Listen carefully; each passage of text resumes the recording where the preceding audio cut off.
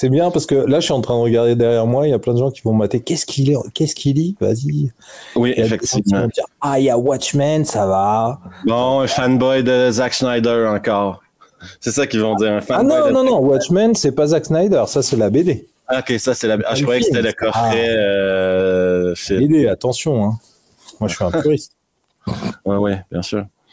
Il n'y aura pas vraiment d'introduction, Olivier, déjà parce que je vais faire une introduction à part, parce que ton CV est déjà trop long pour que je prenne une demi-heure à expliquer aux gens tout ce que tu as fait.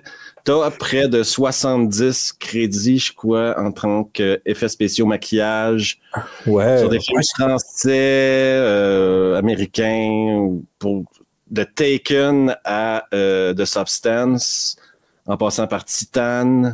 Et tu as réalisé, bien sûr, tu as un crédit de réalisateur qui est Girls with Balls que j'ai fait sur la chaîne Revue. C'est comme ça qu'on s'est croisés, on va dire. On a parlé, ouais.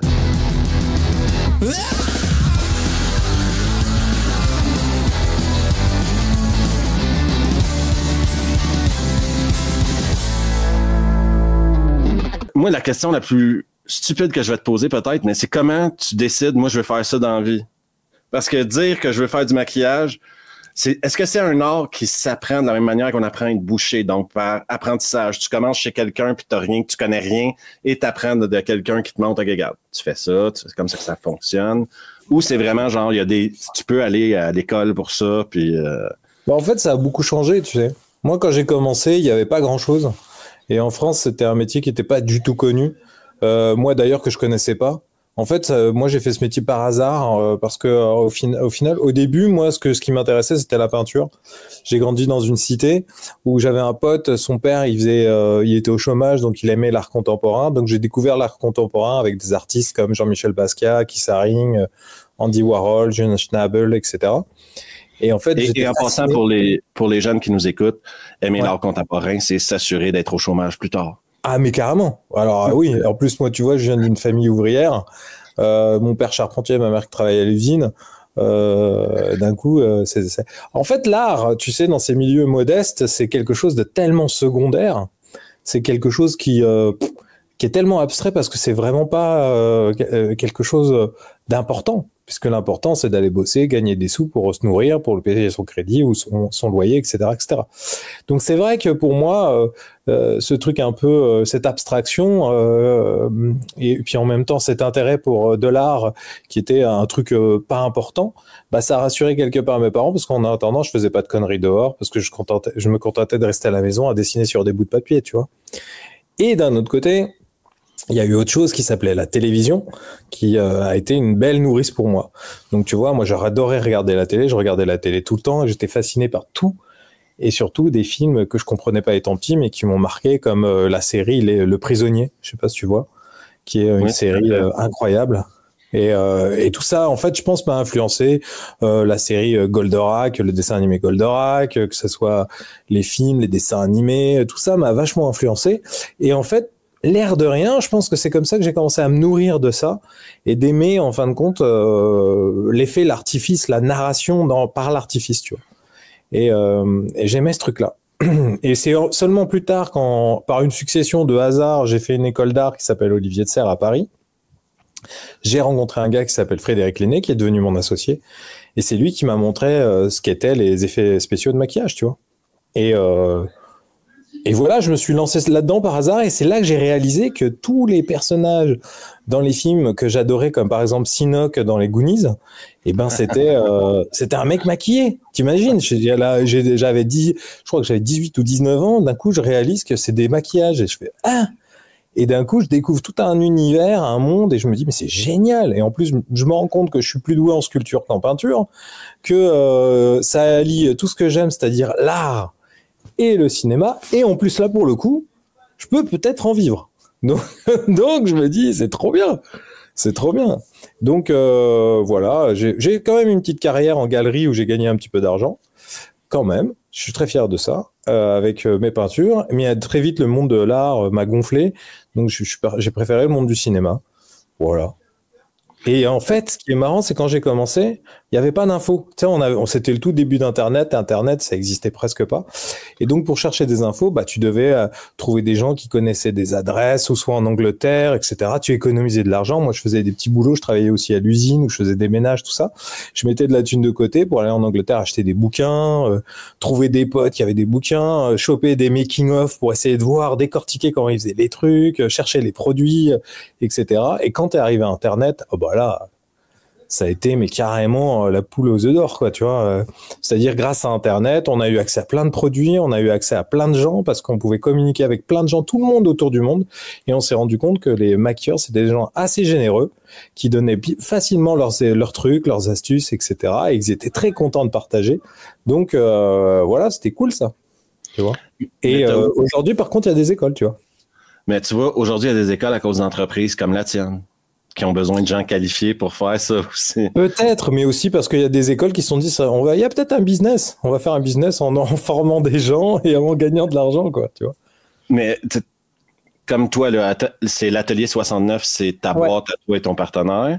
Ouais, okay. On est que 3, en fait, 3 responsables, ouais. OK, donc, toi et tes partenaires, vous représentez plus ou moins... À chaque fois que tu fais un film en France, vous êtes plus ou moins sur la liste des... S'il y a du maquillage, des effets spéciaux pour des cascadeurs, pour quoi que ce soit, pour des doubles, parce que les gens voient les gros effets, mais il y a plein de petits effets au cinéma. Des cascadeurs, moi, il y a plein d'effets. C'est sûr, il y a plein d'effets que j'appelle les effets invisibles. Et il y en a partout, tout le temps. Par exemple, rien qu'un couteau, il faut qu'il soit faux pour pas blesser les cascadeurs, pour pas blesser les comédiens. Ça, c'est un effet, par exemple. Par exemple, une petite cicatrice, un nez cassé, un ventre de femme enceinte. Rien qu'un ventre de femme enceinte sous des vêtements, c'est un effet de maquillage. Il y a les faux tatouages, c'est un effet de maquillage. Il y en a plein. Les gens voient surtout les gros effets parce que ça se remarque. Mais les plus beaux effets, c'est ceux qui se voient pas. Moi, je dis l'effet réussi, c'est celui qui se voit pas. Après, c'est sûr que c'est pas gratifiant. Hein. Toi, en tant que maquilleur, tu fais un truc invisible, personne s'en rend compte, quoi, tu vois. Et dernièrement, on a fait Substance, la fille, elle est pas à poil tout le temps. Mais non, mais en fait, c'est ça qui est drôle. C'est que moi, dans The Substance, je me suis occupé de Margaret avec une équipe, pas tout seul, on était une équipe, et on lui a fait des faux seins, etc. On a fait en sorte... Coralie, un jour, elle m'appelle, elle me dit, Olivier, je suis embêté parce qu'en fin de compte, par rapport à mon histoire, il faudrait qu'on booste un peu la comédienne qui est déjà magnifique, mais il faudrait qu'on la booste dans les critères, ce que la société dit qui est beau et attirant, quoi, tu vois. Et donc, elle m'explique qu'elle voulait lui faire des seins plus gros parce que elle trouvait que ses seins étaient trop petits, trop élégants, et elle voulait un truc beaucoup plus, entre guillemets, provoquant. Instagram. Voilà, pour défendre son point de vue. Et moi, elle était mignonne parce qu'elle essayait de se justifier pour pas justement tomber dans ce travers de dire on va rendre le truc plus sexy, plus machin. Et je lui dis non, mais t'inquiète, je comprends l'idée, je comprends la démarche, c'est cohérent par rapport à ton histoire, on va trouver des solutions. Donc on a fait des seins à la dernière minute parce que Pierre-Olivier Persin qui gérait l'ensemble des autres effets, parce qu'il y a quand même eu il y a eu plusieurs ateliers qui ont travaillé sur le projet. C'est Pierre-Olivier qui signe le design, mais il y a plusieurs ateliers, dont le mien. Et nous, on a travaillé essentiellement sur le corps de Margaret. Et ce qui est marrant, c'est que la plupart des gens ne s'en rendent pas du tout compte. Et quand on me dit, les gens sont persuadés que j'ai travaillé ou soit sur le monstre, ou soit sur des choses comme ça. Je dis, non, moi j'ai fait un truc que t'as pas vu. Il me dit, ah bon, j'ai fait quoi? T'as fait quoi? J'ai travaillé sur Margaret. Mais t'as fait quoi? Je dis, bah, des faux seins. Il fait quoi? Mais c'est pas ses vrais seins. Et d'un coup, ça devient un univers. C'est super drôle. Et moi, je trouve ça génial. Parce que j'ai ce côté, depuis que je suis enfant, d'aimer ce côté faire des blagues, en fait. Quelque part, notre métier, c'est un peu faire des farces et pranker les gens, comme on dit maintenant, quoi. Mais c'est surtout que je crois qu'ils se sont rendus compte qu'à une certaine époque, ils utilisaient des body doubles. Par exemple, tu disais la paire de seins d'une fille, la paire de jambes d'une autre fille. Ouais. Et je pense que ça fait juste plus naturel de faire des faux seins maintenant. Vous avez la technologie, puis ça se voit presque plus, quoi. Et puis tu peux te faire des valeurs larges. Tu peux avoir la tête de la comédienne avec, etc. Tu peux te permettre des valeurs de plan qui n'étaient pas possibles avant. Avant, tu étais obligé de découper. Parce que des body doubles, il y en a eu dans le film aussi. Pour des scènes compliquées, même des scènes de cascade, etc. Et c'est, tu vois, par exemple, sur Titan, la comédienne, Agathe, elle a fait ses scènes elle-même. Il n'y a pas eu de body double, tu vois, parce qu'elle avait un corps tellement particulier, il y avait de la nudité, elle a fait ses scènes elle-même.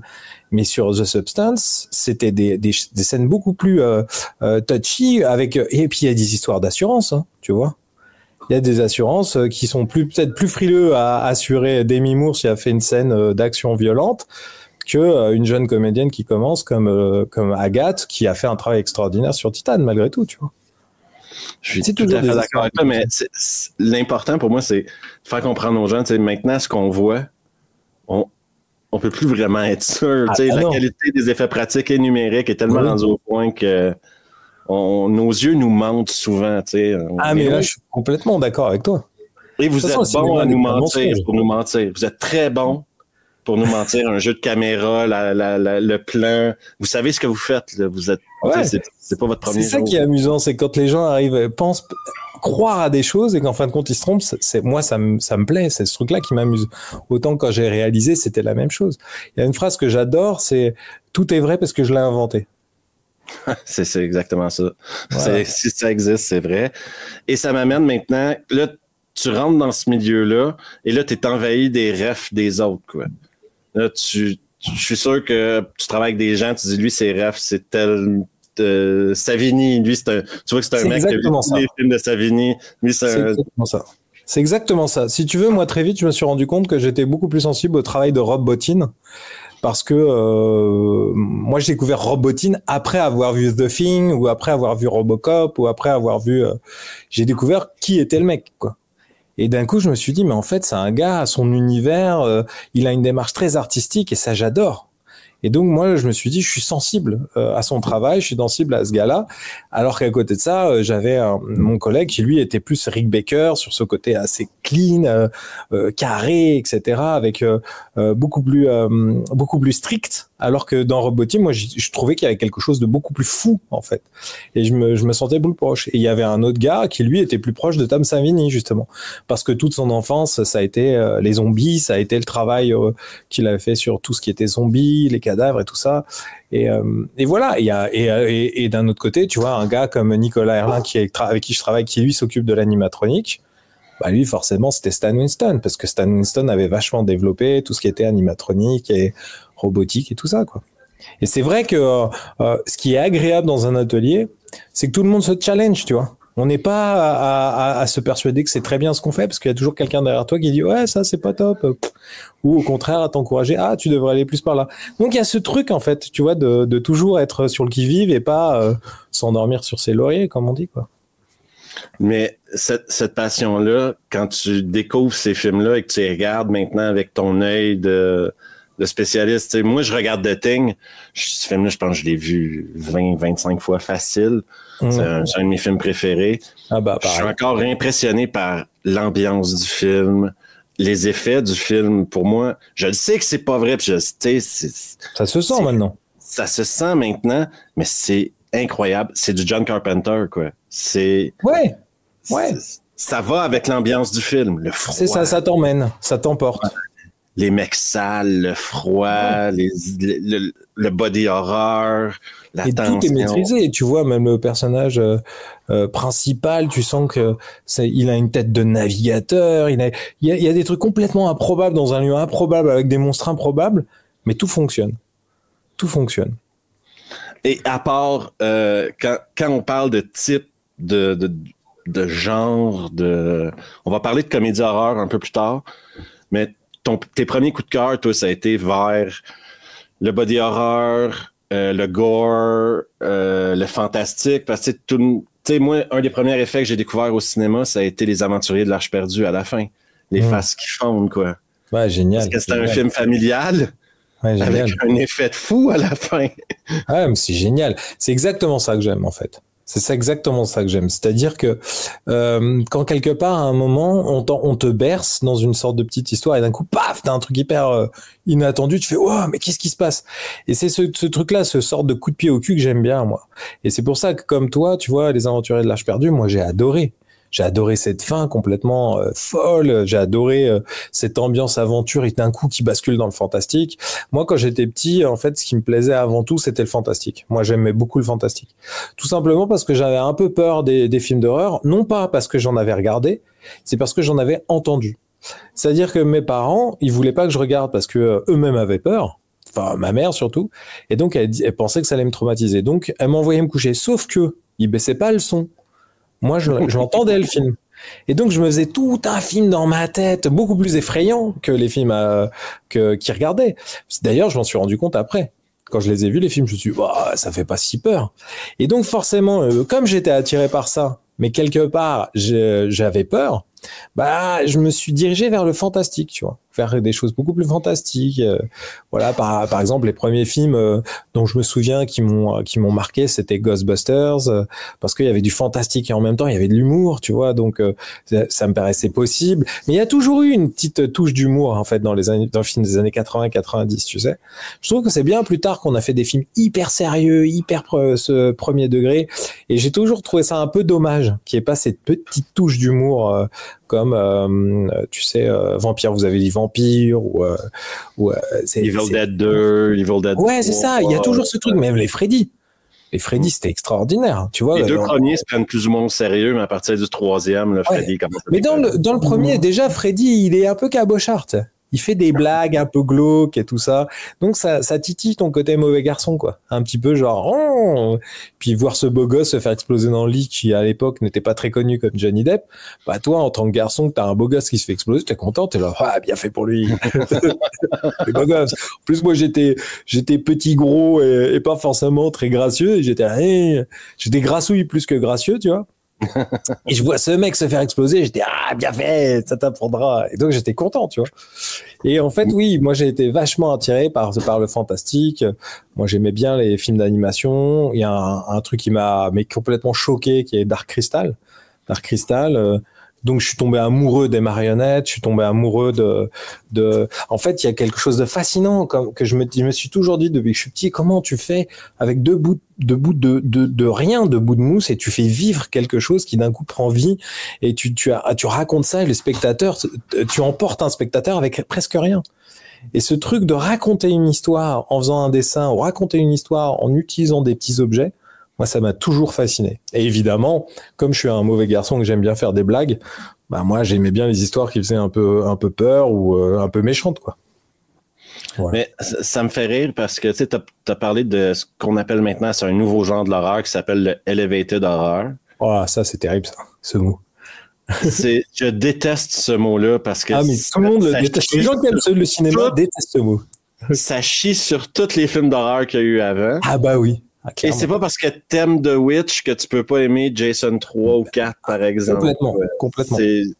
Pour moi, c'est le film d'horreur en tant que tel a des genres, effectivement, mais le terme elevated horror m'énerve profondément. Ah bah, ouais, je crois que c'est rigolo parce que les gens qui aiment vraiment le cinéma, c'est un terme qu'ils aiment pas. En fait, c'est de la communication. C'est un terme de communicant, de commercial, de pubard, de tout ce que tu veux, pour essayer de dire aux autres, mais c'est pas un truc pour les autres gamins, c'est un truc pour les personnes, les adultes, c'est de l'horreur, mais pour les adultes, donc c'est intelligent, c'est comme les films d'animation qui sont passés de dessins animés à films d'animation, tu vois.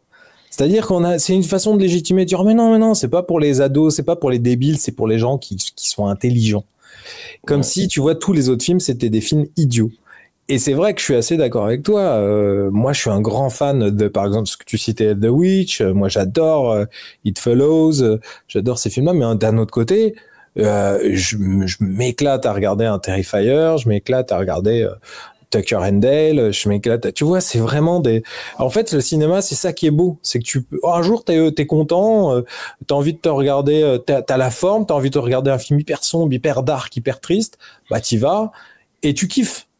Et un jour, t'es pas bien, etc. Tu veux voir de la merde, tu veux voir une connerie, et tu mets un film et tu kiffes. Le cinéma, ça doit être ça. Ça doit être en fonction de tes émotions, en fonction de ton âge, en fonction de tes envies. Je sais que moi, je regarde souvent des films à différentes périodes de ma vie. C'est des films que j'ai déjà vus et mon point de vue change sur ce que j'ai vécu. Parfois, il y a des films que j'ai détestés que je revois et mon avis change, tu vois. Et je me dis, ah, au final, c'était pas si pourri, tu vois. Alors qu'il y a des trucs, mais parce que je pense que je change aussi. Et je trouve que c'est ça qui est beau dans le cinéma. C'est de pouvoir vivre ces choses-là. Tu sais, dans le même univers, il peut exister un Robert Eger, par exemple, et un Craven, quoi. Pour moi, les deux peuvent exister dans le même univers. C'est pas un problème dans ma tête, là. Mais tu sais, ce qui les relie, c'est l'amour du cinoche, quoi. Moi, je sens ça. Après, Robert Eger, je l'ai vu en entrevue, là, il est légèrement prétentieux. faut le suivre, là. Mais, regarde, tu fais pas le genre de film qu'il fait sans avoir des goûts un peu... Ah ben, c'est des films assez prétentieux, quelque part. Bah oui. Tu prends The Lighthouse même... Tu dis pardon, excuse-moi. Il a le droit de les faire parce que ça a l'air d'être lui. Il a de l'air comme ça, quoi. Lighthouse, même son dernier Nosferatu. Ben, oui. Mais c'est sincère. Tu vois, tu sens que c'est pas grugé, que le mec est sincère dans ce qu'il raconte. Moi, j'ai adoré Nosferatu pour ça. Je me suis dit, putain, c'est un film de cinéma. C'est un film de cinéma avec beaucoup de prétention et qui assume sa prétention. Et moi, je kiffe ça. Parce que il met la barre très haute. Il met la barre très haute quand il fait un film. Mais ouais. Et ouais, il est exigeant. Il a propre dogme à lui, quoi. Moi, je ferais pas de film à l'époque moderne, ça m'intéresse pas. Je veux pas filmer de téléphone portable, je veux pas faire ci. Donc, il fait toujours des films d'époque. Et ça, c'est un dogme énorme que tu te donnes en tant que réalisateur. Tu choisis de raconter des histoires d'époque. Donc, tu pourras jamais faire de film petit budget, là. Oublie ça. Ouais, et ce que j'allais te dire, une production qu'il suit là-dessus, c'est un luxe énorme. Donc autant être sincère avec ce qu'il fait, tu vois. C'est comme moi j'ai un gros problème avec les noms et les prénoms, donc tu vas m'aider, je pense que tu les connais mieux que moi. Le réalisateur de Midsommar. Son nom m'échappe totalement. Ah, voilà, le réalisateur de Midsommar, le travail sur Hérédité ou Midsommar, tu sens que c'est pareil. Il y a une volonté radicale de faire les choses. Il y a une volonté de faire son film et d'avoir une équipe derrière qui le suit, qui va l'aider à le faire. Et moi, c'est des choses que je ressens et que j'aime, quoi. Tu vois, c'est rigolo parce que quand tu parlais de mon film, j'avais trouvé un truc très amusant quand tu parlais de téléphone portable. Et en fait, t'as pointé. Moi, ce que j'ai beaucoup aimé dans ta critique, c'est pour ça que j'ai eu envie de t'envoyer un message. J'ai beaucoup aimé parce que j'ai eu l'impression, vraiment la sensation que t'avais pigé mon film. T'avais pigé mes intentions, t'avais pigé que c'était pas un film qui pétait plus haut que son cul, qui avait juste envie de faire marrer les gens, et t'avais senti où j'avais eu des galères. Par exemple, le coup du portable, ma galère, c'est que je voulais pas mettre de portable. Je voulais des portables à clapper à la con, histoire de justifier un message pourri avec des téléphones pourris. Sauf que la veille, on m'annonce qu'il y a un placement de produit. Et on me dit, il faut placer le produit de Adopt un mec, un truc d'application de rencontre. Et je fais, mais t'es un doux. Et je dis à mon producteur, mais toi, t'es un fou, toi. Tu veux que je mette ça comment? À la dernière minute. Et il me dit ça du jour pour le lendemain parce qu'il voulait pas me le dire. Il m'a laissé devant le fait accompli. Et tu vois, ces trucs-là dans les films, c'est ce qui rend ton film bancal. Et c'est ce qu'il y a un jour, il y a un mec qui va venir te voir et il dit, excuse-moi, là, ton truc, là, c'est pourri. Et tu pourras lui dire que, ah bah oui, c'est pourri, mais j'avais pas le choix. Moi, je trouve pas pourri. Moi, je t'explique mon truc avec les téléphones portables dans les films d'horreur. Il y a jamais de réseau. On va se calmer. On est en 2025, là. Du réseau, là. Je sais que chaque fois que je sors cette phrase-là, il y a un mec qui dit, ouais, mais à 20 km de chez moi, il y a une poche de 200 mètres où il n'y a pas de réseau. Oui. Mais en 2025, le réseau, on s'entend dessus qu'il y a du réseau, plus ou moins. Ouais. Faut être vachement malchanceux. D'accord avec toi. Mais tu sais, là où moi j'ai fait une grosse erreur, j'en ai fait plusieurs, mais celle-là, elle est grosse dans le film, c'est que j'ai pas mis de date et j'ai pas mis de lieu. Pour moi, ça a été tourné à Tenerife, donc c'est pas la France. Et c'est pour ça qu'au début, ils parlent pas français, etc. C'est pas la France. Et la deuxième chose, pour moi, c'est pas aujourd'hui, c'est les années 80.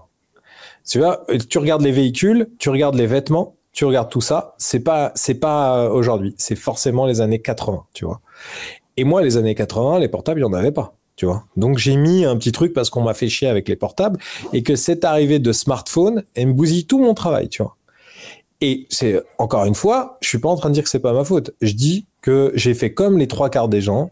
Bah, j'ai baissé mon froc et j'ai dit, bon, bah, écoute, hein, si ça nous aide à avoir un petit peu d'argent, on va mettre mon idée au panier, et puis voilà. Mais je suis complètement, mais à 100% d'accord avec toi. Ça me casse les couilles à chaque fois qu'on nous sort, il y a pas de réseau, il y a pas de machin, il y a pas de bidule. Et c'est pour ça que tu vois, il y a plein de trucs que j'ai improvisé à la dernière minute.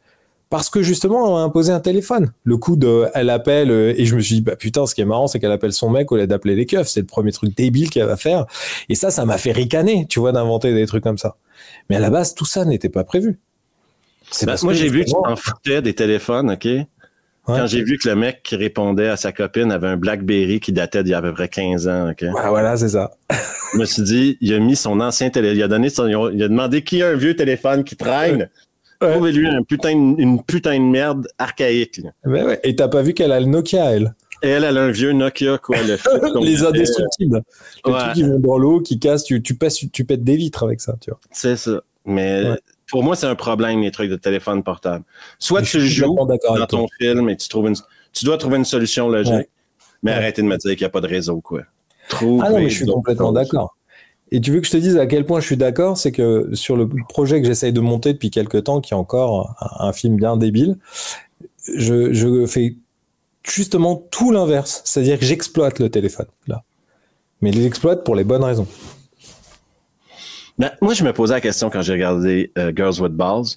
Pourquoi au début, il n'y a pas genre 7 février 1987? Mais parce que ça me faisait chier, en fait. C'est juste ça. J'avais pas envie de mettre ça parce que ça me faisait chier, en fait. Et je me rappelle quand on a commencé à écrire l'histoire avec Jean-Luc, nous, on a écrit ça vraiment dans un mode de copains qui veulent écrire une histoire pour se marrer. On avait commencé l'histoire, on disait quelque part, nulle part, tu vois. On avait dit ça. Parce que, en même temps, c'était une façon aussi de dire au lecteur, tu le situes où tu veux, cette histoire. Ça peut être, au début, ça devait se tourner au Luxembourg parce que j'avais des subventions qui, au final, sont tombées à l'eau pour plein de raisons d'enjeux financiers entre les gens, parce que, évidemment, même sur les petits projets, il y a plein de gens qui veulent s'en mettre plein les poches. Et au final, on l'a fait à Tenerife avec le producteur qui s'appelle Jérôme Vidal qui arrivait après coup, qui nous a un peu sauvés, qui, lui, a trouvé des solutions pour monter le projet. Et lui, il a vachement de contacts en Espagne. Et moi, l'Espagne, c'est un pays que j'adore. J'adore la culture, j'adore les films espagnols, j'adore cette omniprésence religieuse, etc. C'est un truc qui m'intéresse beaucoup parce que c'est quelque chose que j'ai vécu quand j'étais gamin, moi qui suis pas croyant, mais qui a été harcelé par tout ça. C'est quelque chose qui m'intéresse vachement, ça, tu vois. Et je me suis dit, ouais, l'Espagne, c'est génial. En plus, on va avoir plein de représentations religieuses, mortelles. Et on me dit, ah non, c'est pas en Espagne, c'est à Tenerife, c'est sur une île. Et là, je me suis dit, attends, moi, je voulais faire ça dans les bois, sous la pluie, machin. Et là, on me propose d'aller en plein soleil et tout. J'ai fait, bah, vas-y, go, je vais faire un film au soleil. Je n'en fais jamais. Pour mon propre film, je suis parti faire au soleil. Ce qui fait qu'en plus, les filles, elles allaient pas avoir froid. Que moi, ça me faisait marrer de les voir se balader en short années 70 et leurs équipements. Et en fait, c'est ça qui est drôle. C'est que tu as soulevé même le fait qu'elles enlèvent pas leur équipement. Mais c'est ça qui est drôle, qui m'a fait marrer. Je me suis dit, les meufs, elles sont tellement dans un délire d'être à fond dans le sport. Je sais pas si t'as déjà vécu des choses avec des gens qui font partie d'une équipe. Oui, tout à fait. Ouais. Mais ils sont à fond tout le temps. Moi, j'ai rencontré l'équipe de France de fléchettes dans l'avion quand je revenais de Miami parce que j'avais tourné un clip là-bas. Les mecs, mais ils sont à fond tout le temps. Sport, blagues de sport, chaussettes de sport, fringues de sport. Ils quittent jamais leur équipement. Ils veulent qu'on voit qu'ils font ce sport. Et je me suis dit, c'est trop marrant qu'elles gardent leurs fringues. Et en plus, moi, ça va me donner en plus un prétexte pour qu'elles aient naturellement des protections pour l'action. C'est-à-dire que si elles tombent au sol, elles vont pas se blesser. Si elles font des scènes d'action, elles vont pas se blesser. Et je dis, je crois au spectateur, il va être dans mon délire et puis il va me suivre. Et évidemment, il y en a qui me suivent, il y en a d'autres qui tiquent, qui disent, mec, ils enlèvent pas leurs fringues. J'ai dit, non. Mais par contre, elles se changent. Si tu regardes, elles se changent quand même. Mettre des maillots plus propres, plus présents. Moi, je te dirais que c'est plus important pour le fait qu'ils n'enlèvent pas leur équipement. Moi, c'est un truc que j'ai remarqué parce que je regarde. Oui, tu regardes. Je regarde des films. Quand je regarde le film 2 fois tout de suite. Donc, la deuxième fois, puis j'en ai vu une couple de films. Mais ce qui me dérange le plus dans un film, c'est si tu fais courir tes filles dans la forêt, OK? Après 30 secondes, le deuxième plan, je veux voir les filles sales. Tu ne restes pas propre. Moi, il n'y a rien qui m'énerve le plus. Et je pourrais nommer des films, surtout des films américains. Où la fille, ça fait 1 heure qu'elle court dans la forêt, OK? Puis elle a encore les cheveux... moi, elles sont crades. Hein. Toi, tes amis crades, ouais. Moi, c'est inconcevable que ça soit pas crade, parce que moi, j'adore ça. J'adore quand ça patine, j'adore quand ça vit, j'adore quand c'est sincère. Si tu veux, je suis quelqu'un d'image. Donc, il y a le truc où je pouvais... Tu sais que les vêtements, je les ai créés, je les ai dessinés, j'ai travaillé avec la chef costumière pour les faire fabriquer.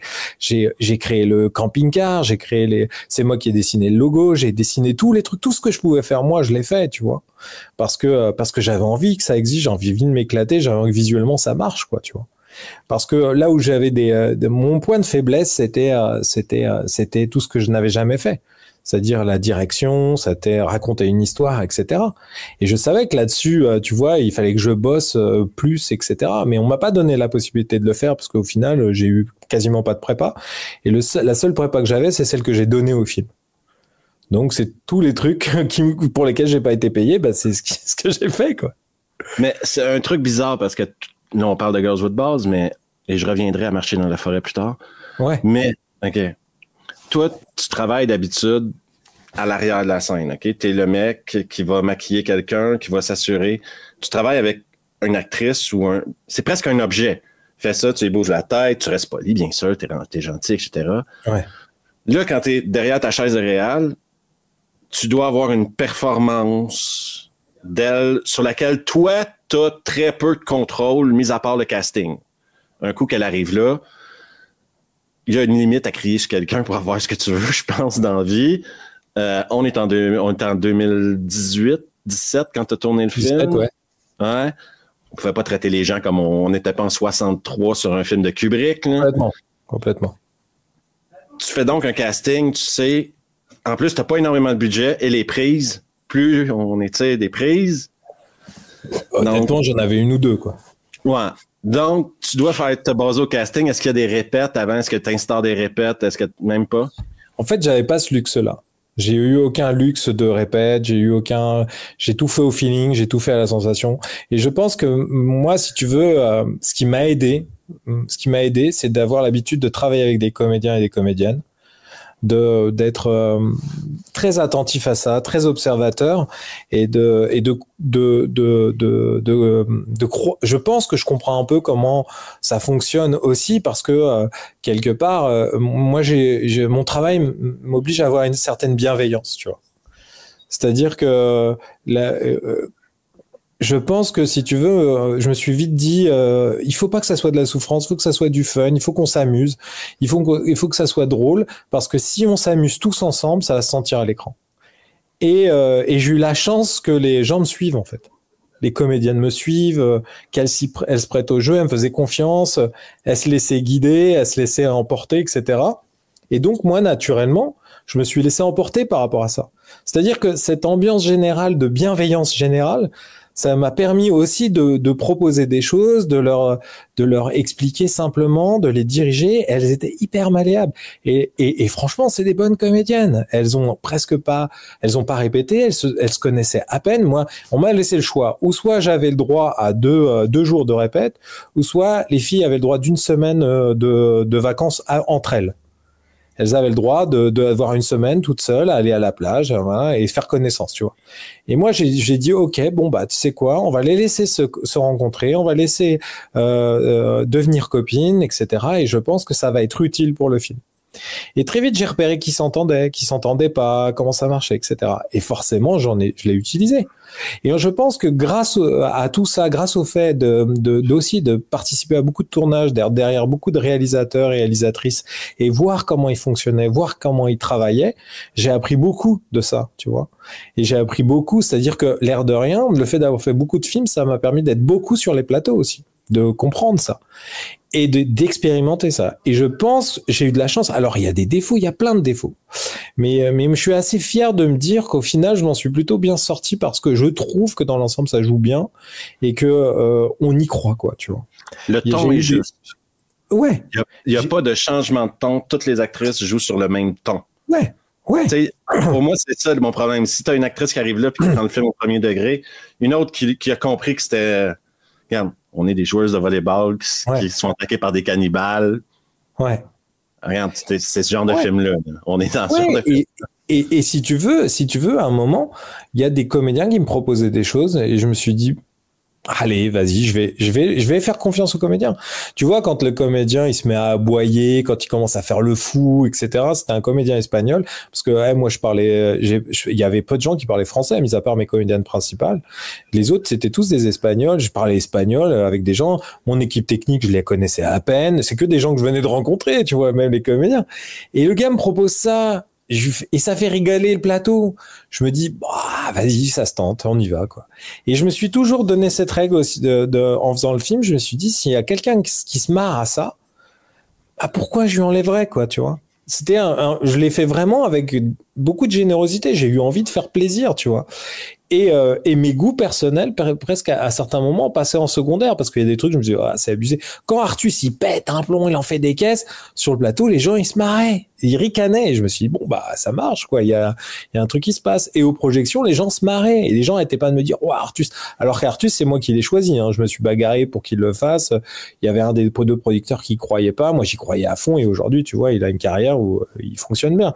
Et j'étais là, j'ai dit, mais pourquoi en fait je serais plus malin et plus snob que les gens qui se marrent. Et donc je l'ai fait au feeling, en fait, vraiment, je l'ai fait au feeling. J'ai eu de la chance peut-être, et peut-être qu'il y en a d'autres qui vont dire que c'est à chier, hein. Moi ça me va, mais moi je suis content parce que je pense que on s'en est quand même super bien sorti avec très peu de jours de tournage, très peu de budget et pas de répète, en fait. Et les fils n'avaient pas joué, ils avaient pas touché un ballon de leur vie, hein, tu vois. Donc, tu vois. Il n'y a pas énormément de scènes de volleyball non plus. Non. Mais tu sais que je me suis rendu compte. Il y a la scène de la fin de Smash. Attends, je me suis rendu compte que c'était pas facile, hein, de jouer au volley. Hein. Non, c'est pas facile. Moi, le premier, hein, je me suis dit, oh putain, mais en fait, c'est dur de jouer au volley. La prochaine fois, choisis la pétanque. Ah, la pétanque, c'est pas mal. Hein. Puis ça fait plus mal. Ça aurait été d'autres choses que des ballons de volleyball. Ouais. D'ailleurs, il y a une scène avec Artus qui est quand même, moi je trouve, qui est quand même pas mal là, au niveau de l'effet spéciaux. C'est quand il prend le chien et qu'il décide de déchiqueter le chien. C'est ce qui m'a valu le plus d'insultes. Probablement. Des menaces de mort. Il y a plus de gens, les menaces de mort de malades. Il y a des gens qui m'ont menacé de venir me faire la même chose, etc. et qui m'a rapporté le plus de prix en festival. Et en fait, ça partait d'un truc très drôle, c'est-à-dire que moi, il y a plein de petits trucs que j'ai cachés dans le film, etc., comme des Easter eggs, tu vois. Comme bien, les prénoms des deux filles. Là. Ouais, et puis tu sais, il y a un truc que je vais te raconter, c'est que la chienne qu'on a trouvée, qui s'appelait Rosita, elle était hyper flippée. C'est une petite chienne, un petit chihuahua qui avait peur de tout et tout ça, qui se mettait à trembler. Et j'étais là, oh la pauvre et tout. Et dans le film, je me suis dit, c'est quoi, dans le film, ça serait bien qu'on fasse le minimum de mal aux femmes. Aux femmes. Et Rosita, je me suis dit, quelque part, c'est une femme aussi. Donc, je veux pas lui faire de mal. Donc, qu'est-ce que j'ai fait? J'ai fait un faux chien mâle. Et tu verras que quand Artus lui tire le coup, ça vient d'une femelle qui passe à un mâle. Et donc, ça me faisait marrer ce petit détail parce que je me suis dit, tiens, on va laisser un mâle, etc. Et ça me faisait rire. Et à un moment, avec Artus, tu sais quoi, je lui dis, tu lui tords le cou, tu lui fais ce que tu veux, tu tires dessus, tu l'étrangles, etc. Parce que je voulais gratigner le personnage. Je voulais vraiment, tu vois, qu'il soit tout pourri et qu'à la fin, il revienne en héros malgré lui, quoi, tu vois. Et à ce moment-là, c'est ce qui est marrant, c'est qu'il commence à tirer dessus. Et il tire. Et je lui dis, mais c'est quoi ce délire? Et le truc, il s'étire. Et je lui dis, mais c'est dingue. Et ça m'a fait rigoler de voir le truc s'étirer. Et je me suis dit, comme je suis l'un des premiers, tu sais, moi, je mange pas de viande, etc. Moi, j'adore les animaux. Je touche même pas un moustique. Tu vois, moi, je suis un problème avec ça. Je fais pas de mal à quoi que ce soit. Et je me suis dit, le fait de rendre ça complètement excessif, bah ça va dédramatiser le truc, quoi, tu vois. Et non, en fait, il y a des gens qui ont trouvé ça encore plus horrible, alors que moi, ça me fait marrer. En plus, si tu écoutes, il y a même une distorsion dans la voix, dans l'aboiement du chien, qui se transforme en un truc genre de ballon de baudruche. Et ça me faisait penser à Shrek à un moment, quand il prend des serpents et qu'il les gonfle et qu'il en fait des ballons de baudruche. Et je trouve ça hyper drôle que le mec, il les tire, et ça éclate comme un ballon de baudruche. Et voilà, donc moi, ça m'avait fait rigoler de faire ça. Et on l'a inventé le jour J, quoi. C'est une scène, c'est pas la vraie vie, les gens. Mais c'est ça. C'est pas la vraie vie. Les gens, des fois, ont de la difficulté à comprendre. Là. Non, mais ce qui est drôle, c'est que j'ai eu des critiques, notamment sur le sang. On m'a dit, ouais, le sang est excessif, il est pas réaliste. Ben, encore heureux qu'il est pas réaliste. Parce que c'est ce que je voulais. Je voulais qu'il y ait des flashs, je voulais que ça soit très BD, que ça soit très manga. Et c'était ça qui m'a fait marrer, en fait. Tu vois. Ouais, dans Kill Bill, Tarantino s'est fait dire la même chose pour Kill Bill. Oui, mais c'est Tarantino, qu'est-ce que tu veux? Alors que lui, il en a rajouté des sauts, quoi. Ah bah ouais. Pour moi, le sang, c'est un choix artistique pour les films d'horreur. Complètement. Mais tu sais qu'en parlant de Tarantino, il dit une chose très juste. Il dit, les gens n'ont pas un problème avec le sang, ils ont un problème avec la couleur. Parce que quand il a passé la scène d'introduction de Kill Bill en noir et blanc, pour tout ce qui était Europe, je sais pas si aux États-Unis ou au Canada, vous avez eu... Moi, au Canada, on l'a eu en noir et blanc. Ouais, voilà. Et ben, il disait que ça passait nickel. Alors qu'au Japon, ils ont aucun problème avec ça, c'est resté en couleur, tu vois. Et il disait que lui, le problème, c'était la couleur. Regarde, c'est fort possible. C'est fort possible. Ouais. Mais bon. Maintenant, expliquons aux gens pourquoi on court dans la forêt dans les films d'horreur. Oh, parce que graphiquement, c'est beau, quoi. Moi, j'aimais bien, pour ma part, j'aimais bien l'idée de voir du jaune du jaune et du violet se déplacer dans du vert. Alors, pourquoi on court dans la forêt? Parce que je pense que quelque part, ça fait écho à des choses qu'on a toujours tous vécues quand même. Cette sensation de cache-cache, cette sensation de course-poursuite, cette sensation de... Oh, ça crée une émotion, tu vois. Et puis, ça coûte pas cher de faire courir les gens dans la forêt. Tu vois, tu les fais courir et ils se font courser. Il y a un truc très graphique. Graphiquement, c'est intéressant. Émotionnellement, c'est intéressant. C'est cool. Pour le citadin moyen, la forêt fait peur aussi. Exactement. Pour le citadin moyen là, qui est habitué au béton, la forêt est remplie d'inconnus.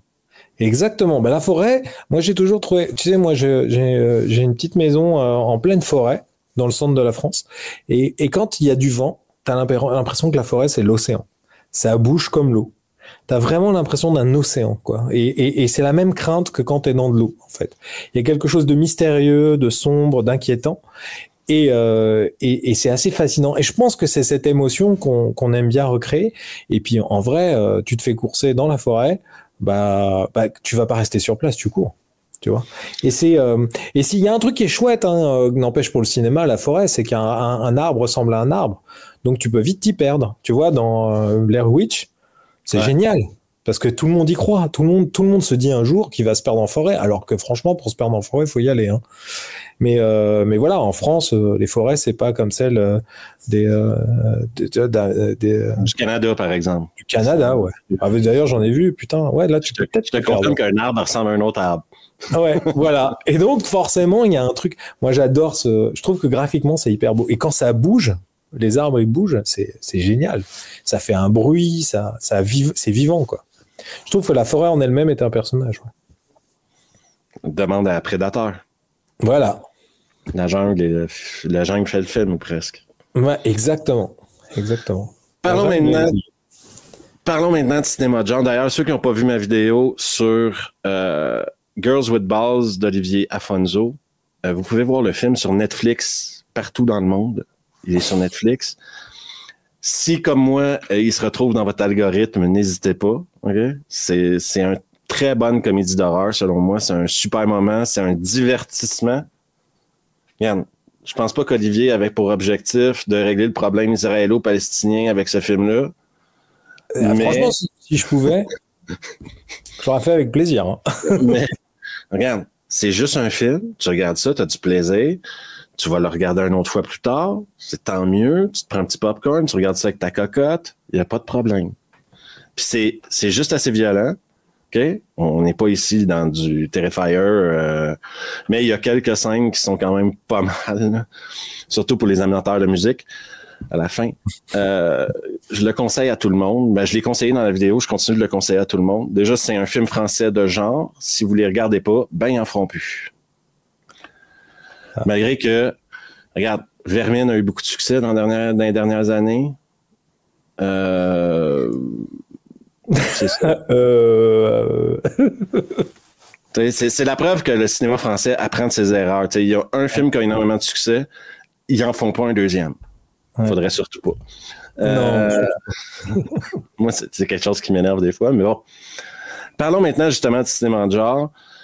Parlons du genre dont toi, tu as fait un film, qui est la comédie d'horreur. Moi, un de mes films préférés of all time, okay, de tous les temps, là, sur ma liste de mes 10 films préférés, il y a Tucker and Dale Fight le mal. Tucker and Dale versus Evil. Pour moi, c'est un de mes 10 meilleurs films que j'ai jamais vu de ma vie. Je trouve que dans ce film-là, il y a tout et tout est réussi. Je suis complètement d'accord. Et c'est un film qui a été fait pour un budget, pour un film américain, bout de chandelle. Et le mec a jamais pu faire d'autres films après. Ouais. Ouais, parce que je pense que, si tu veux, les gens ont un problème avec ce qu'on appelle le mélange de genres, tu vois. parce que ça se vend mal en fait, parce qu'on sait pas si c'est une comédie, on sait pas si c'est un film d'horreur, mais au final les gens kiffent, les spectateurs adorent, et c'est dommage qu'il y ait pas plus de prise de risque. Tucker and Dale, c'est un film qu'on m'a beaucoup cité. On m'a beaucoup parlé de Tucker and Dale dans le ton, etc. Et moi je suis super content quand on me parle de Tucker and Dale, parce que moi j'adore ce film aussi. Je trouve il est hyper touchant, ça parle de sujets hyper doux en fait, sur l'amour, sur l'amitié, sur les relations humaines. Je trouve que c'est un film hyper sincère. Et d'un autre côté, il ment pas au spectateur, tu vois. Et quand ça meurt vraiment. Quand c'est trash vraiment. Quand c'est violent vraiment, tu vois. Et il y a tellement de sincérité dans ce film que c'est un film doudou, quoi. C'est un film, mais moi que j'adore proposer aux gens, que j'adore leur dire, mais il faut que tu regardes ça, tu vas adorer. Et à chaque fois, les gens, ils aiment, quoi, ils adorent, ils trouvent ça hyper bien. Et c'est un film qui est une déclaration d'amour aussi au genre, au film de genre, au film d'horreur, au film au slasher et tout ça. Ouais, parce que t'as tous les clichés du slasher dans un groupe. Ouais. Et dans l'autre, ceux qui devraient être les méchants, dans le fond, sont les inverses. Tu sais, les prépis, etc., universitaires sont les gros trous de cul. Et les rednecks consanguins sont les gentils, quoi. Exactement. Et c'est souvent, moi, quelque chose qui me touche tu sais, dans les monstres. C'est qu'il y a une mélancolie qui me plaît là-dedans. Par exemple, quand je me rappelle dans The Host, tu vois, le film coréen. The Host. Ouais. Et il y a un truc qui est génial dans ce film, c'est que le monstre, il est monstre malgré lui. Qu'est-ce qu'il y peut, lui? Il doit bouffer, il bouffe les gens, mais il le fait pas par méchanceté, il le fait juste parce qu'il a besoin de se nourrir. Et j'aime ce truc-là, tu vois, de touchant là-dedans. Et je trouve que quelque part, d'une façon, parce qu'ils sont innocents, les Tucker and Dale, ils sont innocents, mais quelque part, ils se retrouvent dans une situation où, putain, mais moi, j'ai rien demandé, quoi. Et qui sont vraiment les salopards, quoi, en fait. Il y a un truc qui me plaît là-dedans, tu vois. Il y a un truc qui me plaît dans ça. Tout le long du film, ils sont convaincus qu'il y a une secte qui est venue se suicider à côté de Jésus. C'est ça, mais c'est génial. Alors que s'ils avaient communiqué très vite, en fin de compte, bah voilà. Et c'est un problème actuel, ça, la communication. Ouais, effectivement. Et toi, qui as fait une comédie d'horreur, qui est sûrement grand fan de moi, tu sais, parce que Tucker and Dale, pour moi, c'est le film que je conseille aux gens qui connaissent pas vraiment le genre. Je leur dis, commencez par ça, là. Tu sais, ça va vous ouvrir une porte vers d'autres trucs. Et là, tu l'as dit Evil Dead 2, Evil Dead 3, tu sais, dans les comédies d'horreur, Vampire, vous avez dit Vampire. Est-ce que toi, tu as des films comédies d'horreur qui sont comme, OK, c'est là que j'ai compris que ce genre-là, c'était vraiment à part des autres, là, que... Bah, il y en a un surtout, moi, qui m'a vachement impacté, que je considère vraiment comme une comédie d'horreur, même comédie gore, c'est Branded. Branded, c'est incroyable. Ce film, il est génial. Moi, tu sais, je l'ai vu par hasard avec mes parents. C'était drôle parce que j'avais un cousin qu'on logeait parce il avait pas de maison, donc on le logeait, et lui, il l'avait. Il m'a dit, ouais, j'ai jamais regardé, vas-y. Et j'ai commencé à regarder avec mes parents, et je me suis dit, mais ce film est fou. Et j'étais jeune, j'avais genre 15 ans, je crois, ou plus, peut-être, non, 15 ans, je crois. Et j'étais là, mais ce film est dingue, et je regardais mes parents, à quel moment ils allaient craquer et éteindre le film, tu vois. Et non, ils ont été emportés aussi. Alors que c'est hyper gore, c'est hyper trash et tout. Et je trouve qu'il y a du Buster Keaton, il y a de la comédie à l'ancienne, il y a des comédies visuelles, il y a des comédies, mais il y a de la vulgarité, il y a tout. Mais ce film est incroyable. Et j'adore ce film. Et je trouve que, tu vois, avec le temps, il est beaucoup plus acceptable finalement, parce que à aucun moment, il y a quelque chose de malveillant, tu vois.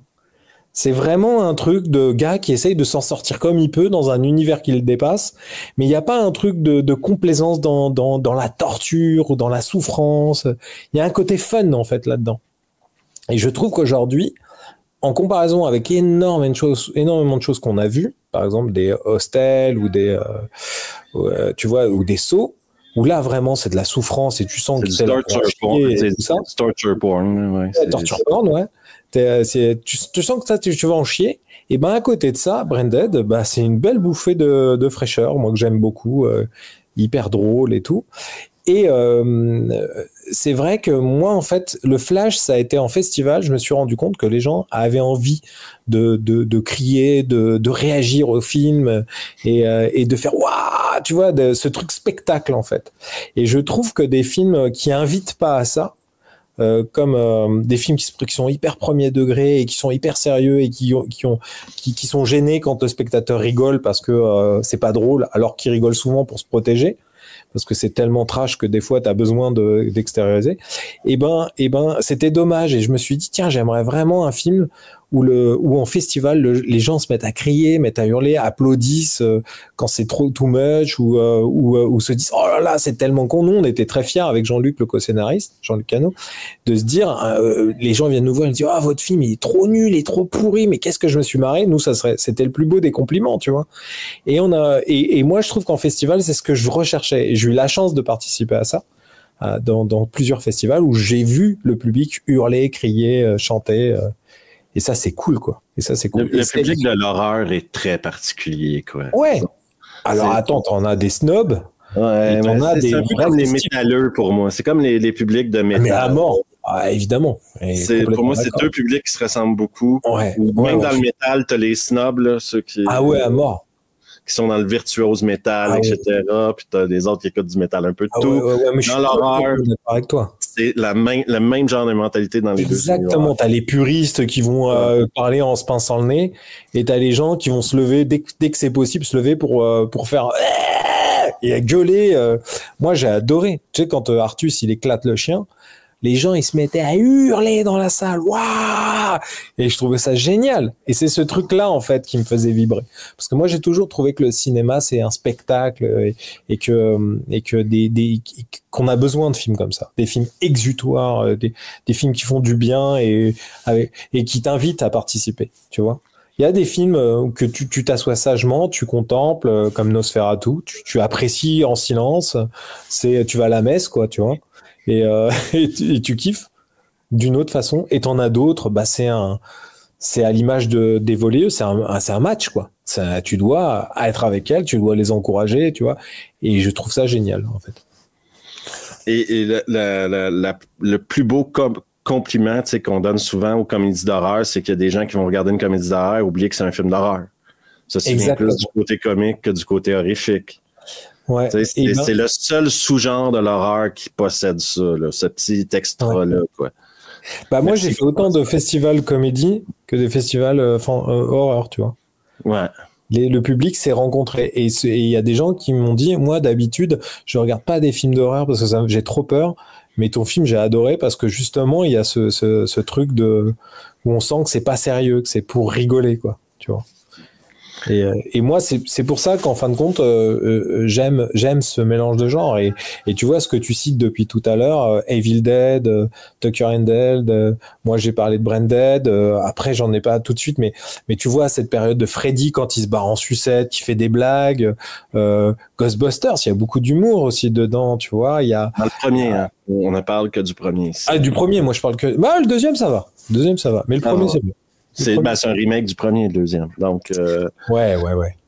Mais parlons maintenant. OK, là, on a parlé de trucs qu'on adore, qui est la comédie d'horreur. Et regardez sur YouTube, ceux qui ne connaissent pas le style comédie d'horreur, vous allez voir plein de films qui vont sortir sur les top 10 des meilleures comédies d'horreur, etc. Puis vous allez découvrir plein de films géniaux là-dessus. En France, il n'y en a pas beaucoup. Je crois qu'il y a le tien. Il y a Goal of the Dead. Goal of the Dead. Effectivement. Avec qui j'ai travaillé dessus avec mon copain Benjamin Rocher. Qui est intéressant parce que ça parle du monde du foot aussi, deux passions françaises, l'humour et le foot. T'as celui avec Coupé qui se passe sur un plateau. Ouais, mais ça c'est un remake. C'est le remake de Ne coupez pas, qui est un film japonais. Moi c'est un de mes coups de cœur de ouf. Mais en fait, est-ce que c'est vraiment un film d'horreur? Tu vois? Non, moi c'est plus une comédie, une comédie avec des enfants. L'original, il faut, si vous voulez regarder celui d'Anna Vicious, bien sûr, les gens ils le regardent parce qu'il y a un peu de différence, mais l'original, le japonais, mais tellement incroyable. Moi, je me suis tapé un fou rire comme jamais je me suis tapé de fou rire sur ce film. Et notamment la scène du maquillage avec le mec malade, mais alors là, Mais j'étais tellement explosé de rire, j'arrivais même plus à écouter le film, tellement j'étais dingue quoi, de péter de rire, quoi. Mais vous voyez que c'est pas un genre très commun. Par contre, je rappellerai à tout le monde qui finance des films, à travers toutes les crises que le cinéma a connues, on va dire, depuis les années 80, un seul public est resté fidèle à son cinéma. Un seul genre n'a jamais eu de problème à sortir des films et à avoir du monde en salle, et c'est les films d'horreur. Blumhouse, par exemple, a basé un modèle d'affaires qui sait très bien qu'il va y avoir tant de personnes, que peu importe le film d'horreur qui sorte, il va y avoir tant de personnes qui vont aller en salle. Et les gens ont beau dire ce qu'ils veulent, de tous les fans de cinéma, les fans d'action, c'est par haut et bas. Il y a eu les films de super-héros, là, les films de super-héros, ça descend, il y a de moins en moins de monde en salle. L'horreur, c'est comme ça. Toujours des fans d'horreur, toujours du monde qui vont voir des films d'horreur. Il y a un film d'horreur qui sort par mois à peu près en salle, je crois, continuellement, si c'est pas plus. Au mois d'octobre, il y a une douzaine de films d'horreur qui sortent et il y a du monde pour aller les voir. Donc, les gens, ils oublient souvent ça. À travers toutes les crises qu'Hollywood ou que la France a connues au cinéma, il y a toujours des gens qui sont allés voir des films d'horreur. Ouais, il y a un truc que nous, tu sais, qu'on se dit beaucoup, c'est qu'une comédie qui se plante, bah, ça va pas empêcher les gens d'enchaîner une autre comédie. 2 comédies qui se plantent, 3 comédies qui se plantent, les gens vont continuer à faire de la comédie. Mais à partir du moment où un tout petit film qui a coûté rien, qui a pas coûté grand chose, se plante, un petit film d'horreur se plante, les gens vont dire, ah, tu vois, ça marche pas. On laisse pas la chance au film de genre. Alors que c'est un film qui s'exporte hyper bien, que les gens regardent sur les plateformes régulièrement. Moi, je fais partie des films les plus regardés de la plateforme, films français les plus regardés de la plateforme Netflix, tu vois. Et ce qui est marrant, c'est que c'est Netflix États-Unis qui a acheté le film. Donc, tu vois, c'est marrant, ça en dit long aussi. Et si tu veux, c'est des films que les gens aiment regarder. Et ce qu'on finance le plus, c'est pas forcément ce genre de film. C'est des comédies, alors que ça se plante lamentablement. Et moi, je suis triste pour les réals et même les comédiens qui participent à ces films, parce que quand tu fais un film, t'as envie que le film soit vu, t'as envie de participer, à part si t'es un vieil aigri et que t'en as plus rien à foutre et que tu fais ça que pour l'argent, et il y en a. Mais t'as envie que ton film fonctionne quand tu fais une comédie, tu vois.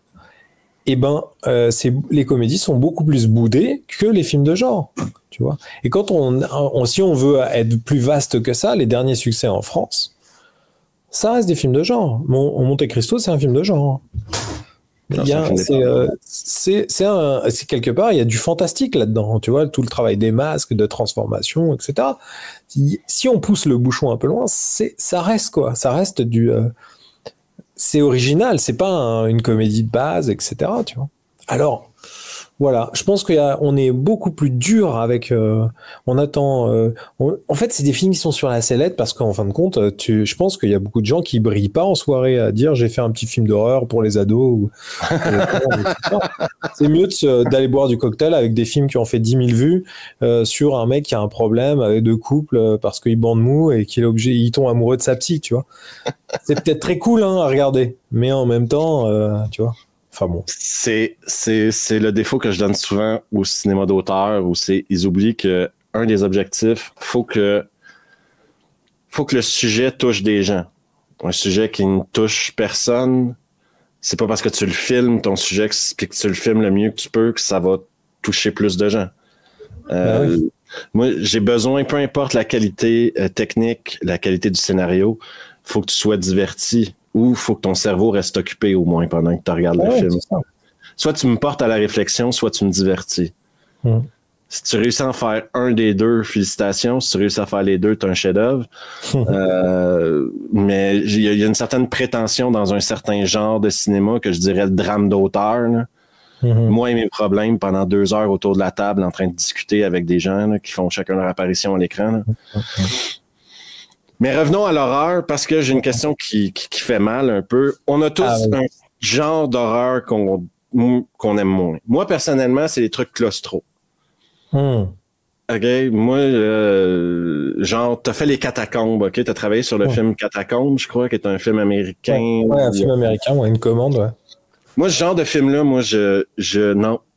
Mais qu'est-ce que t'aimes pas, en fait, là? Sous terre, t'as toujours l'air d'être coincé à quelque part. Ah, ça te met mal à l'aise ou c'est parce Ça que me rend très inconfortable très rapidement. Ah, ok. C'est comme comment il s'appelle le film? Celui qui se passe dans une caverne avec la fille là, que j'ai dû Ouais, faire. c'est ça, j'ai oublié son nom. Putain, merde, j'ai oublié, c'est... Ah, bon. Ce qui est marrant, c'est que les gens qui vont regarder vont dire, c'est ça, t'es con. Ouais, t'es con, putain, tu l'as fait sur ta chaîne. Non, mais tu l'as vu 50 000 fois en plus. En tout cas. Avec Marshall. Il y a des créatures en plus. C'est ça. Mais oui, mais tout le monde voit, de toute façon. Oh. Et, ouais, c'est marrant parce que moi, j'aime bien. Alors, je suis claustro, hein. Moi, je suis claustro, mais j'aime bien ce truc de... Tu vois, je sens le truc, ça me fait du mal, ça me fait mal aux jambes, mais j'aime bien, moi. Et un autre petit détail, c'est quand les ongles s'arrachent. Ah bah si ouais. quelqu'un qui s'arrache un ongle, oui. Ça m'écoeure plus que quelqu'un qui se fait couper un bras. Ah bah ouais. Bah là, 127 heures, t'as dû kiffer, toi. J'ai détesté ce film. J'ai détesté ce film. Est-ce qu'il y a des genres que toi, tu t'attires moins, par exemple, le fan footage? Moi, j'aime moins quand je sens que, tu vois, c'est gratis, quoi. C'est gratuit. Et moi, le torture porn, ça me gonfle vite, en fait. Quand je sens qu'on essaye de me créer une émotion en faisant un truc hyper trash, hyper violent, peut-être parce que je sens trop l'effet, tu vois. Et j'ai l'impression d'être au travail, quoi. Tu vois. Moi, c'est vraiment pas la série que tu cours après. Non, je suis comme ça. Alors que tu vois, le Hostel 2, il m'a fait rigoler. J'ai trouvé amusant. Mais ouais, des fois, je suis un peu blasé. Je suis un peu là, ouais, bon. Tu vois, Green Inferno, ça m'a un peu gonflé. Tu vois, j'étais là, bon, ok. Tu vois, j'ai l'impression qu'il m'apportait pas quelque chose de nouveau que j'avais déjà vu. J'étais là, bon. Ouais, des fois, je suis un peu hermétique à ça dans l'horreur. C'est parce que tu vois les trucs et les pièges aussi. Ouais. De ce genre de film-là, trucs et pièges, tu vois que ça a été créé pour créer un choc et un malaise, tu sais. Ouais. C'est un peu le principe des jumpscares, tu vois. Ouais. Tu sais, tu sens la musique, elle se t'as une valeur de plan et il se passe un truc. Et voilà. Moi, j'avoue que je me suis amusé à faire un en 2 temps. Et tu sais, j'ai joué avec le spectateur à un moment où le mec arrive, tu vois la porte, il y a rien, etc. Bon, au final, tu dis il y a rien, et là, il y a quelque chose. Et ça m'amuse, tu vois. Mais il faut pas trop en faire, parce que c'est chiant, en fait. Le chat qui tu vois, tu fais bon, ok. On peut donc argumenter que tu as quelques soucis avec tout ce qui est film de possession, genre Conjuring, après l'exorciste, tout le monde aime l'exorciste, mais tous les déviants de ça, là, où dans le fond, ce qui fait le film, c'est des jumpscares. Ah bah ouais, moi j'aime pas Annabelle, par exemple. Annabelle, ça me fait chier. Paranormal Activité, ça m'a gonflé, parce que je me dis, une porte qui bouge, super. Tu mets un fil, tu tires la porte, voilà, ça m'a fait chier. Moi, ces trucs-là, ça m'ennuie, en fait, tu vois. Conjuring, le premier, m'avait amusé jusqu'au moment où on voit le maquillage de la comédienne, parce que j'ai trouvé ça bof, tu vois. Ouais, en fait, quand je sens les trucs, ça me sort du film, moi. Moi, j'aime bien être surpris, j'aime bien l'inattendu, tu vois, souvent pendant une longue période, je regardais plus de films d'horreur parce que je trouvais que c'était trop, ça me rappelait plus trop le travail. J'arrivais pas à rentrer dedans parce que je voyais trop les trucs et je regardais plus des films.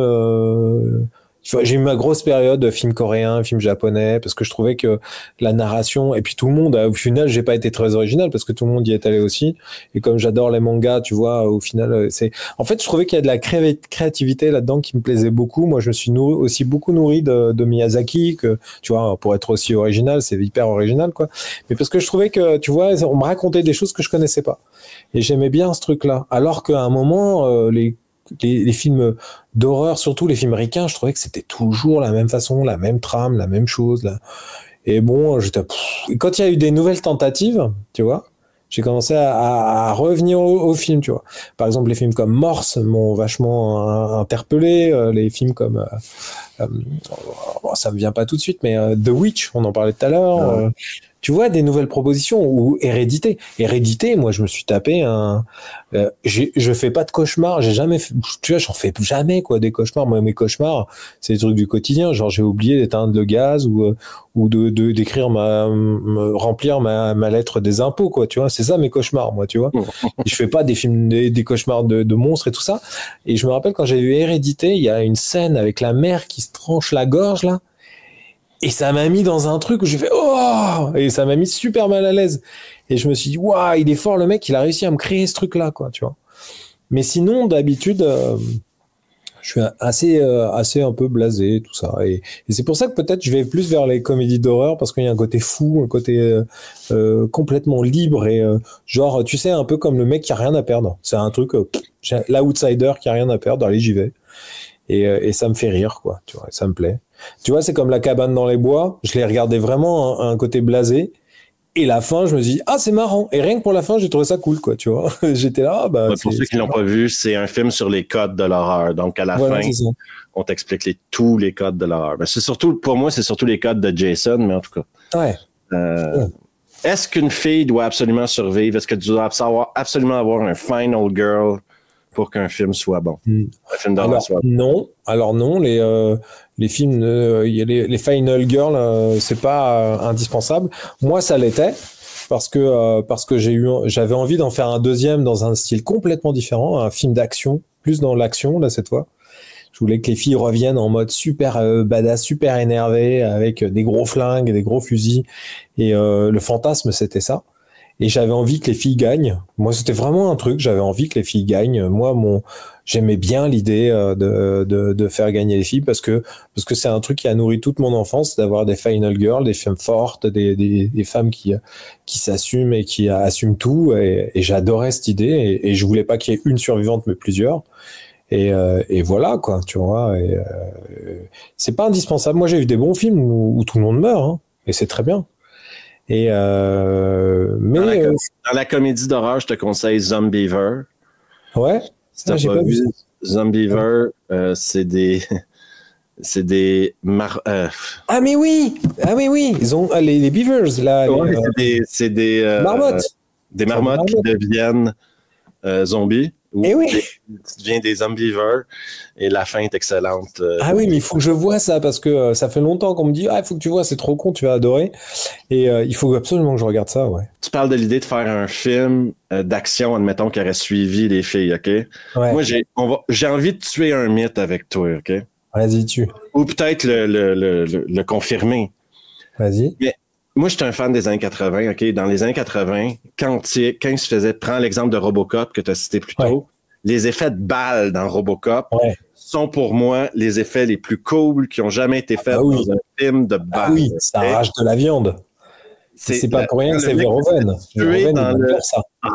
Quand le mec se fait tuer au début par le D206, dans la salle de conférence, c'est juste, pour moi, fantastique. Même chose dans Total Recall de Verhoeven. Ah bah oui. Dans l'escalier. Toujours Verhoeven. Pour moi, c'est ça. OK? Cinématographiquement, pour moi, c'est le summum de ce qu'une balle doit ressembler, un tir de balle doit ressembler. Regarde Tarantino, c'est pareil. Hein. Il fait pareil. Exactement. Ça arrache de la viande, en fait. Pourquoi, depuis 5-6 ans, on a des putains d'effets numériques pour les balles? Et est-ce que c'est vrai que ça coûte moins cher? Mais surtout, ça coûte moins cher sur le plateau.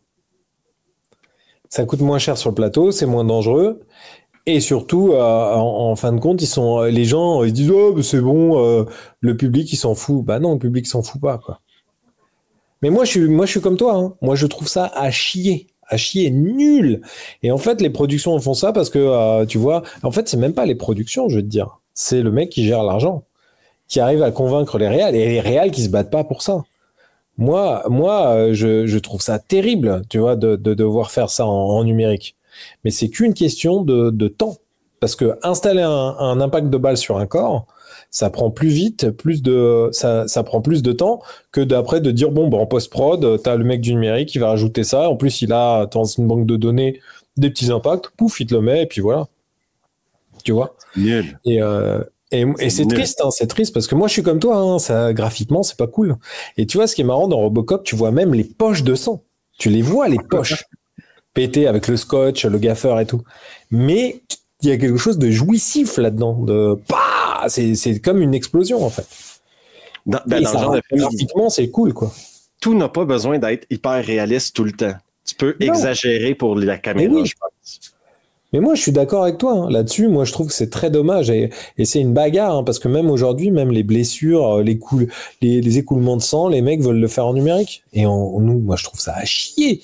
Et tu sais, il y a beaucoup de gens qui sont terribles et qui disent oui, mais de toute façon, le public, il s'en fout, c'est pas ça qu'ils regardent, ils viennent pour tel comédien et tout ça. Je dis bah super.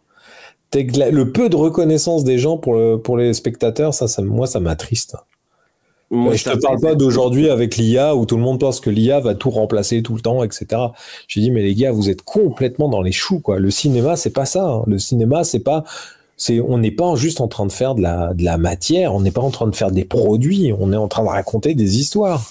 On raconte des histoires, tu vois. Et mon film, ça va devenir un chef-d'œuvre hein, à côté de l'IA, hein, de ce que on crée à l'IA. Ben regarde, ça va être des copies d'autres trucs.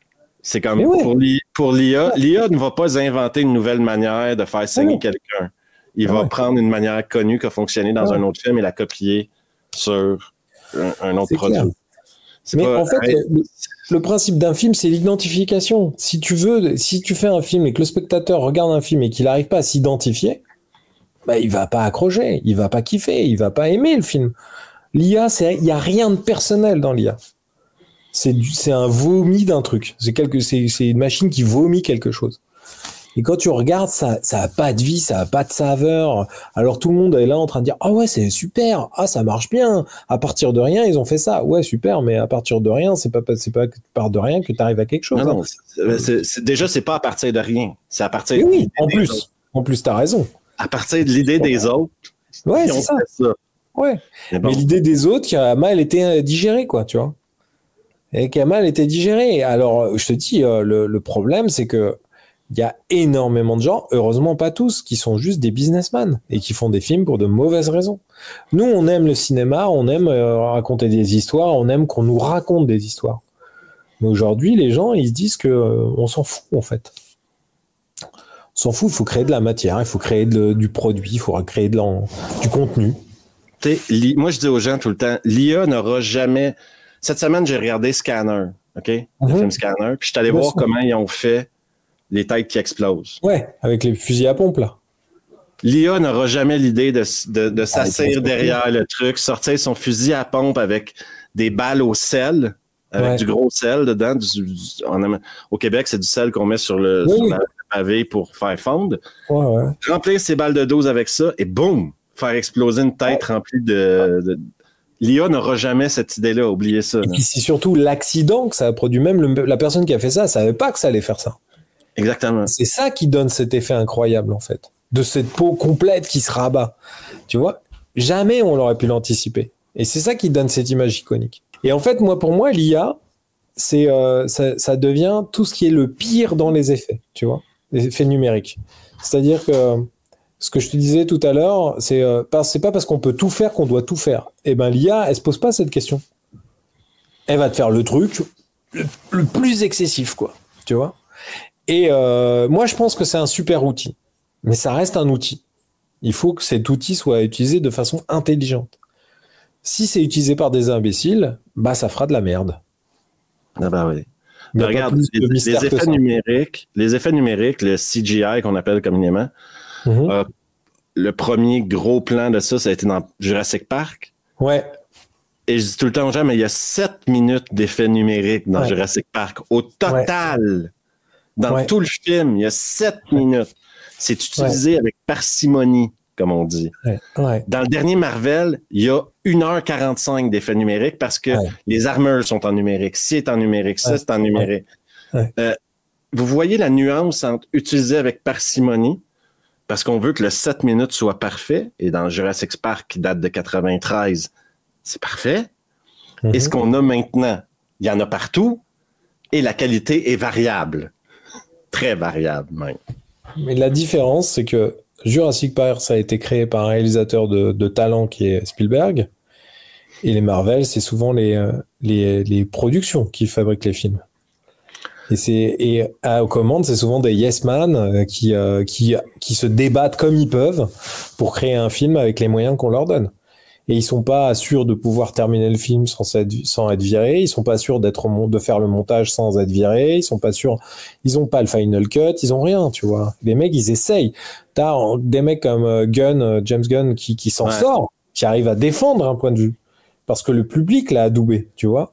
Le public a dit, nous, on aime son cinéma, on aime sa touche, etc. Mais même lui, je pense qu'il galère il se bagarre. Le truc, on entend souvent un désaccord artistique pour dire qu'ils se sont embrouillés.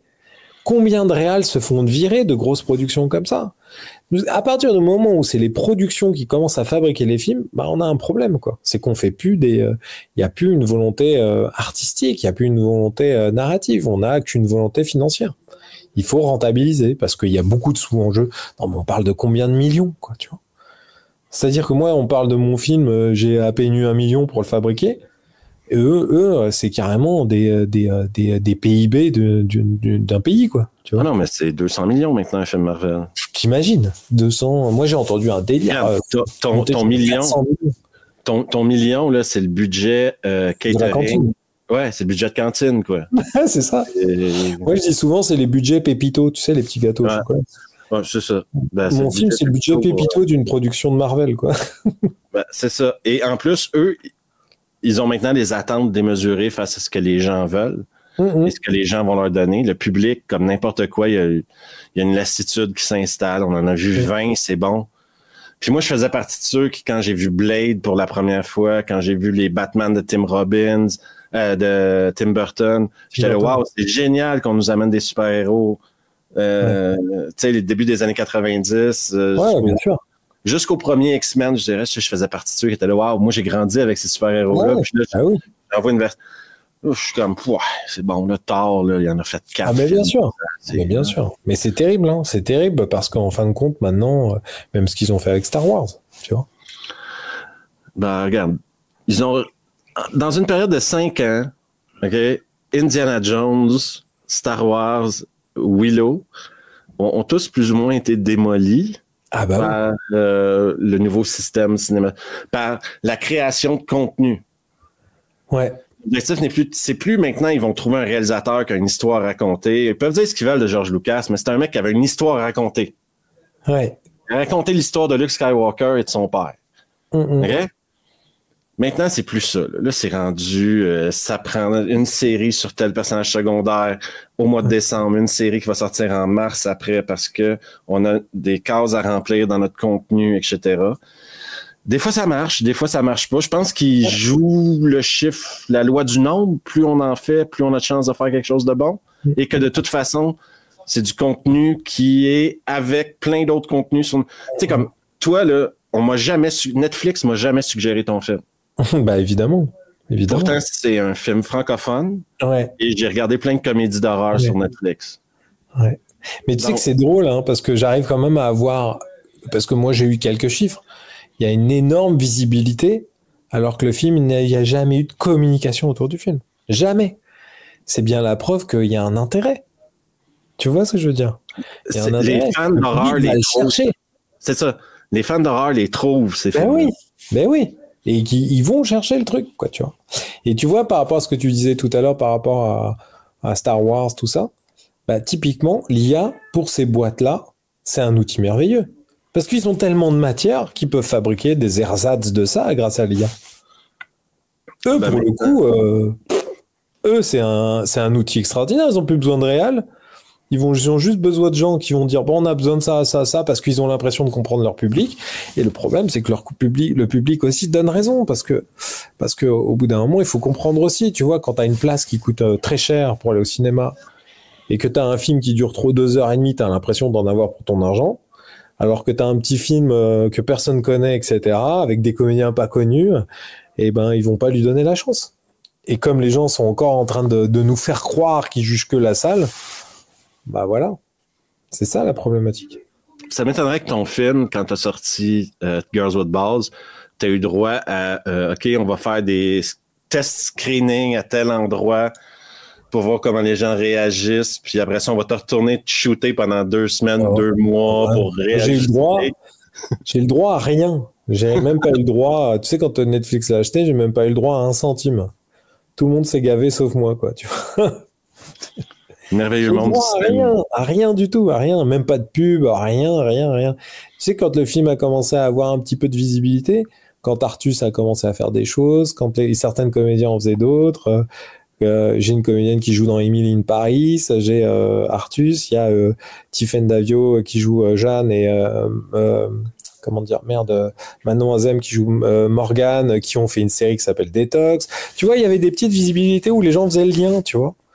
Mais en vrai, mais aujourd'hui, ce qui me fascine, c'est qu'avec si peu de, ouais, vraiment, c'est fascinant parce que moi j'ai des retours de la SACD, c'est les droits d'auteur, tu vois. Et j'arrive à voir les chiffres parce que je vois combien les gens me reversent, tu vois. Et je me dis, mais comment ce film a fait pour avoir autant de vues alors qu'il y a personne qui a communiqué là-dessus? Mais c'est bien ce que tu dis, c'est que c'est un public qui est fidèle. C'est un public fidèle. Le Ça public existe, du genre. mais les producteurs rentreront peut-être pas dans leur pognon après 2 semaines, quoi. Ah non! Et c'est Ils ça vont qui les préférer faire une connerie de quelqu'un qui va se vautrer, mais parce que bon, c'est une valeur sûre avec une ou un comédien connu, même si ça se vautre, parce que ça sera toujours pas de chance, cette fois ça n'a pas marché.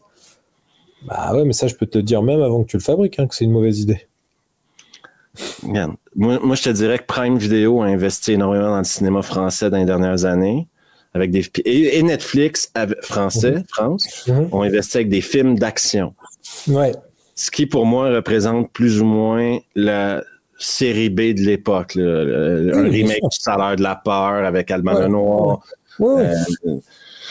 Des requins sous la Seine. Des trucs comme ça, OK? Ça, c'est des films à budget moyen, on va dire. C'est pas des tout petits budgets, mais c'est pas des... Non, c'est un budget correct. Parce qu'on a fait une scène avec... C'est le retour obligé de Netflix au cinéma local ou de Prime Video aussi.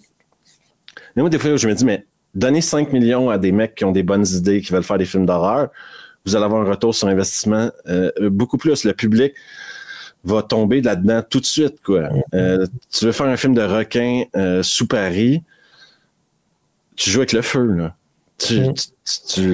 Mais tu vois, ça a cartonné sous la scène. Ça a cartonné. Moi, je sais, j'ai travaillé dessus. Et Xavier Jean, c'est un copain. C'est lui, avec lui qu'on avait fait des films d'horreur, d'ailleurs. On avait fait Frontières, on avait fait... La Horde, je crois aussi, non? Non, ça, c'est Yannick Dahan. Lui, Yannick Dahan, pardon. Ouais. Yannick Dahan, Benjamin Haché. Xavier, il adore les films d'horreur. Il adore ça, etc. Et tu sais quoi? On a regardé un peu les retours. C'est un carton, hein, sur la terre entière. Le film a cartonné, ça a fait 100 millions de vues, etc. Mais tu sais ce qu'ils aiment, les gens? Au moment où ça se barre en sucette. Au moment où il y a la tuerie. Au moment où ça devient du grand n'importe quoi. Le truc roue libre et tout ça, les gens, ils adorent ce moment-là. Tout ce qui est au début, tout le monde est là, ouais, c'est sympa et tout ça. Mais dès que ça se barre en couille, là, les gens, ils sont à fond la caisse. Donc c'est bien la preuve qu'il y a quand même une envie, une demande, quelque chose de complètement décomplexé là-dedans. Et bon, ouais. Alors, je pense que les décideurs, c'est pas forcément des gens qui aiment beaucoup le cinéma ou soit j'ai rien compris, quoi. C'est parce qu'ils visent tous le truc, genre comme Artus. OK, il fait un film à petit budget, fait 11 millions d'entrées, putain. C'est ça qu'ils veulent, les producteurs. Mais oui. Le minimum de pognon pour faire 11 millions d'entrées, quoi. Ouais. Mais tu vois, Artus, le pauvre, moi je me rappelle sur Carlouzo, ils m'en parlaient déjà. Les gens le prenaient de haut, ils disaient, mais attends, ça va intéresser qui, un film sur des handicapés, gna gna gna. Et ils étaient méchants, les gens. Et ben le mec a fait, ça a cartonné, et maintenant tu crois qu'il fait quoi? Il leur dit, hey, vous savez quoi là, tous là, regardez. Tu vois, mais qui pouvait le prévoir? Qui pouvait le prévoir? Tu vois? Même Artus lui-même, il pouvait pas le prévoir, parce que lui, il était juste sincère avec ce qu'il a fait. Il a fait le mieux possible. Il a pas du tout fait dans un truc racoleur, parce qu'il savait que c'était la casse-gueule, parce que tout le monde lui disait que c'était casse-gueule. Et ben ça a cartonné. C'est bien la preuve que si tu veux, tous les penseurs, tous les gens qui s'imaginent des succès, excuse-moi, mais c'est pas une science parfaite, le cinéma. À quel dis-tu? Moi, j'ai une chaîne où je parle de films qui se sont pété la gueule à peu près. Ah oui? À tous les vendredis, je fais un nanar, OK? Parce que je suis passionné par ce genre de film-là, parce que pour moi, il y a 2 types de nanar qui me passionnent plus que d'autres. L'ego-exploitation, qui est genre un mec qui prend son propre pognon, qui écrit le film, réalise le film, joue le rôle principal du film. Moi, ça, je suis fasciné par ça, OK? Ah, parce que ça donne toujours des trucs, mais wow, le mec, okay. Tu sais, genre le prof de karaté qui a pris son pognon, etc., puis qui s'est fait un film de karaté, là. Ça, moi, ça me fascine. Ouais. Et ce que j'appelle les déboires. Tu sais, genre des films où l'acteur était sur un autre film en même temps, s'est coupé les cheveux, et là, pour la moitié du film, il y a une perruque, l'autre moitié, il n'y a pas... J'ai vécu ça. T'as vécu qui sont raccords et qui se rasent la moitié du visage et qui arrive et dit tu peux faire un truc. Bah non. Il va falloir tout raser et qu'on fasse une fausse barbe. Oh mon Dieu. Mais moi, ça, c'est des trucs, ça m'hallucine, quoi. Ouais. Et je me suis... En tout cas. Sinon, qu'est-ce qui s'en vient pour Olivier Afonso? Si tu veux, moi, j'ai d'un point de vue maquillage et effets spéciaux, je suis assez content parce qu'on a des belles actualités qui arrivent. On a le prochain film de Julia Ducournau qui s'appelle Alpha.